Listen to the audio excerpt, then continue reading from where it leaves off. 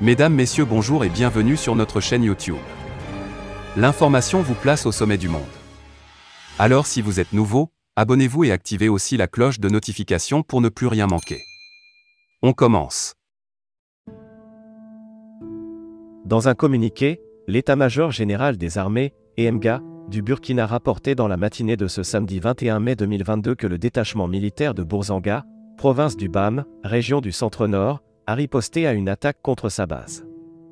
Les terroristes, venus en grand nombre et lourdement armés, n'ont pas pu tenir face à la puissance de feu des éléments du détachement et à l'intervention de l'aviation, précisait le communiqué. Dans une mise à jour publiée dans la soirée du samedi sur sa page Facebook, l'EMGA informe que les militaires burkinabés ont bénéficié de l'appui du Niger et de la France. Mise à jour sur la défaite infligée aux terroristes qui ont attaqué le détachement militaire de Bourzanga.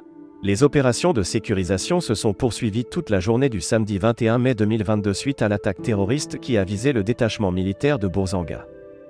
Le bilan actualisé fait état de 0,5 soldats tombés et 10 blessés. Côté ennemi, 35 corps de terroristes ont été dénombrés. Un important lot de matériel a également été saisi, un véhicule blindé et 0,2 véhicules pick-up armés, de l'armement individuel et collectif, des munitions, une quarantaine de motos, des moyens de communication, etc.